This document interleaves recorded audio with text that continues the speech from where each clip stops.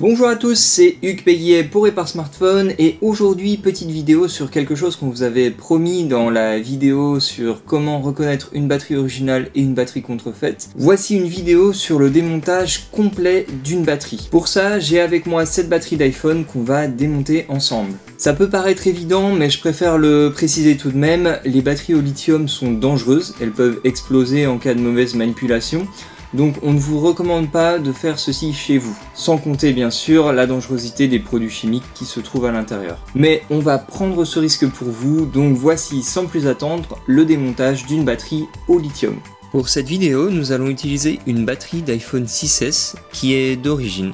Non seulement il y a un risque d'explosion pendant le démontage de la batterie, mais en plus les produits contenus dans la batterie peuvent être toxiques, donc on va s'équiper d'un masque et de gants. La batterie est recouverte d'une enveloppe qu'il faut commencer par retirer. Pour faire ça, on va déplier les côtés sur tout le long de la batterie. D'abord d'un côté, puis de l'autre. On va ensuite venir avec un cutter pour découper ces côtés.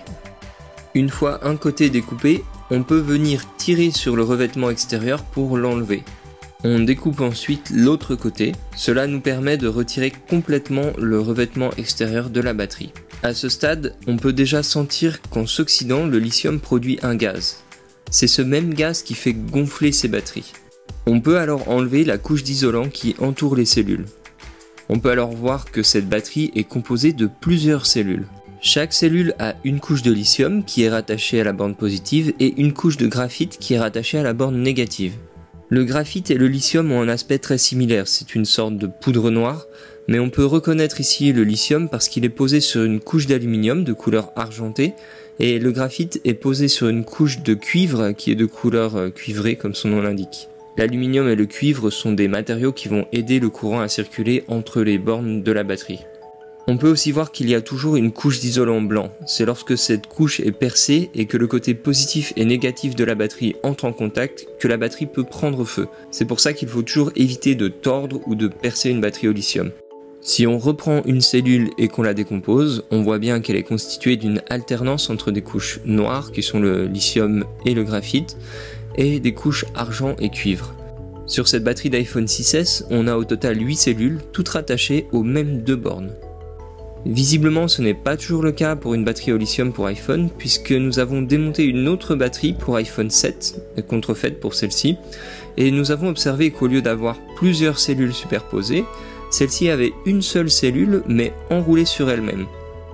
Une batterie comme celle-ci est a priori moins chère à fabriquer, mais elle risque de chauffer un petit peu plus à l'utilisation et le fait d'avoir une seule cellule au lieu d'un ensemble de cellules accélère l'usure de la batterie.